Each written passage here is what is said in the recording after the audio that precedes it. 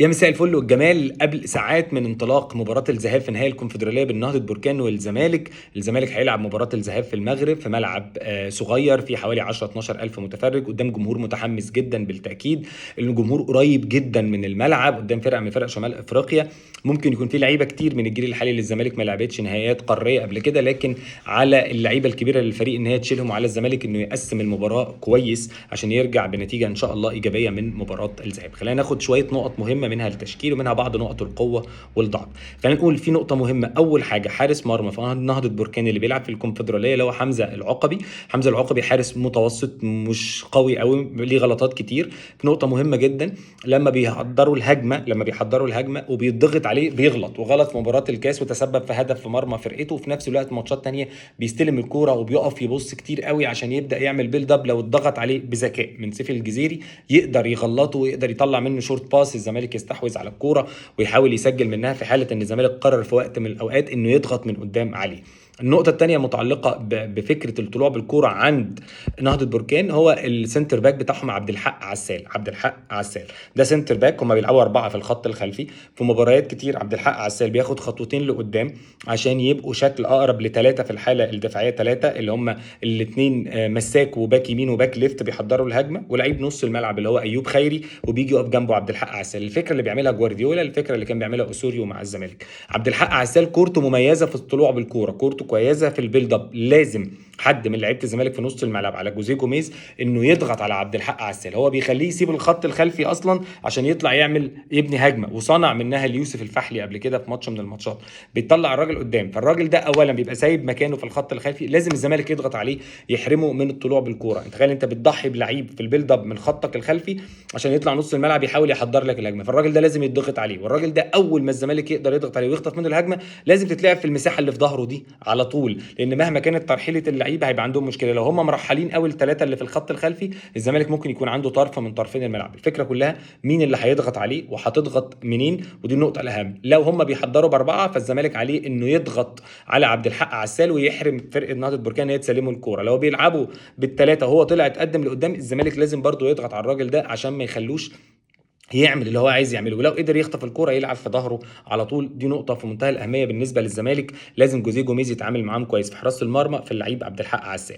بالتأكيد أفضل لعيب نهضة بركان هو يوسف الفحلي الجناح اليمين، واحد من أهم اللعيبة بالنسبة لهم، من هدافين الفريق. لعيب سريع وخفيف، بيتحرك بيتحرك يعني من الخط للعمق كتير جدا، يعني هيلعب على الجبهة اللي فيها فتوح، فلازم الزمالك يبقى عارف ان المساحة ما بين حسام عبد المجيد والفتوح الراجل ده ما يخشش ويجري في المساحة دي، لأنها بتشكل خطورة جدا على اي فرقه بتلعب ضد نهضه بركان. عرضياتهم متقنه جدا في الشكل اللي انا قلت لحضراتكم عليه، ان هم 3-2 بعدين بيبقى عندهم 5. هم بيلعبوا ب 4-1 4-3-3 او 4-1 4-1. بيبقى عندهم البحري محمد مرابط، يوسف مهري على الشمال، يوسف الفحلي، وقدامهم المهاجم بقى سواء باسيني او وطاره او ايا كان المهاجم اللي هو اختاره. هم يوسف الزغودي مش موجود، وده راجل بديل مهم بالنسبه لهم.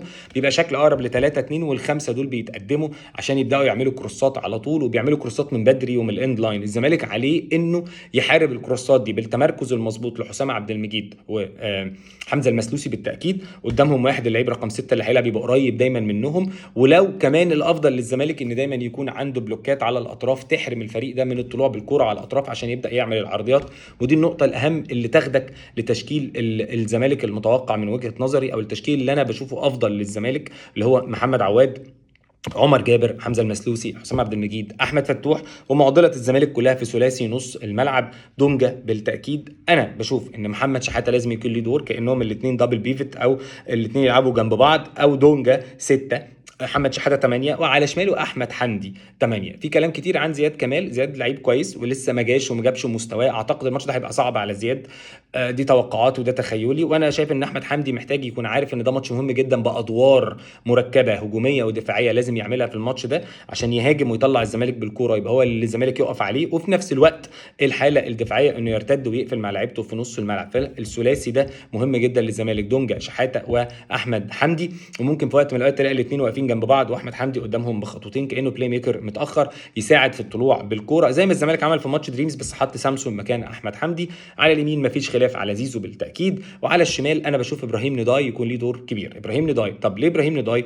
ابراهيم نضاي الزمالك لعبه في اكتر من مباراه باك ليفت، عنده مشكله في التمركز، عنده مشكله في التمركز في الحاله الدفاعيه، عنده مشكله، لكن فتوح في الملعب. فالراجل ده واحنا لسه بنتكلم عن فريق بيعمل كروسات كتير من بدري، لازم يكون عامل جبهه هنا عشان يقفل على الباك رايت لما يتقدم اللي هو حمزه سمومي، ويقفل على يوسف الفحلي افضل لعيبه نهضه بركان بالتاكيد، فما بيبداوش يعملوا الكروسات العرضيه. فلازم ذلك يكون عنده جبهه هنا، والجبهه الناحيه الثانيه هتكون ما بين عمر جابر وزيزو في المنطق والطبيعي. لو زيزو النهارده انت عايز تعفيه بعض الشيء من الاحوال من المهام الدفاعيه عشان يقدر يعمل ترانزيشنز، فمحمد شحاته هيميل شويه على عمر جابر وينزل احمد حمدي عشان يملى نص الملعب.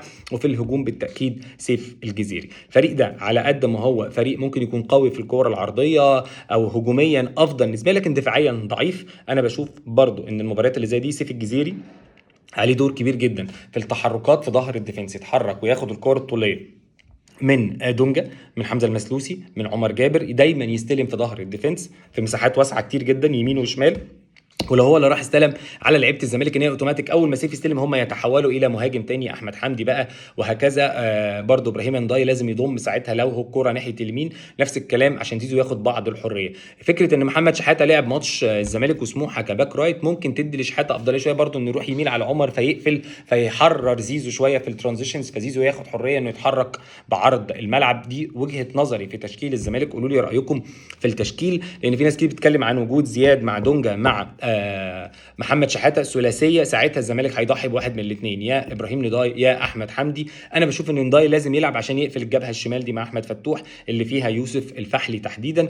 الزمالك عليه انه يبدا الجيم هادي، يحاول في اول 10 15 دقيقه كده يبعد الكوره عن ملعبه طول الوقت عن منطقه ال 18. محمد عواد عليه دور كبير كبير كبير كبير، دايما بيكون عنده مشاكل في الكور العرضيه، لكن الزمالك عليه ان يتدارك ده بنقطه مهمه جدا. حاجه اخيره، فرقه نهضه بركان دخل فيها جونين من ابو سليم من الاوت الطويل اللي بيتلعب، اللي احنا بنشوفه، اللي الزمالك سجل فيه الجون الثاني بتاع سيف الجزيري في مرمى النادي الاهلي. في غياب اكيد حمزه مصطفى الزناري، ممكن الزمالك يطلب من حمزه المسلوسي او من عمر جابر حد يلعب الاوت الطويل ده. هم عندهم مشكله وفركشه كبيره جدا في الرقابه في الكور اللي زي دي. عايز اقول لك ان اتعملت 3 مرات من ابو سليم، واحده اتصدت واثنين جابوا منهم جولين، هجمتين بجولين على طول والاثنين من اوت، والزمالك اوريدي مسجل في الاوت وبتقدر تشتغل على الكوره الثانيه. فاتمنى ان جوزيه جوميز يفطن للموضوع ده، يمكن الكوره دي والكوره العرضيه تكون الكورنرز يعني مصدر خطوره على الزمالك على مرمى نهضه بركان. وكل توفيق للزمالك، وان شاء الله نتقابل بعد الماتش نطلع نتكلم ان شاء الله على احداث مباراه الذهاب بين نهضه بركان والزمالك. اشوفكم على خير يا رب.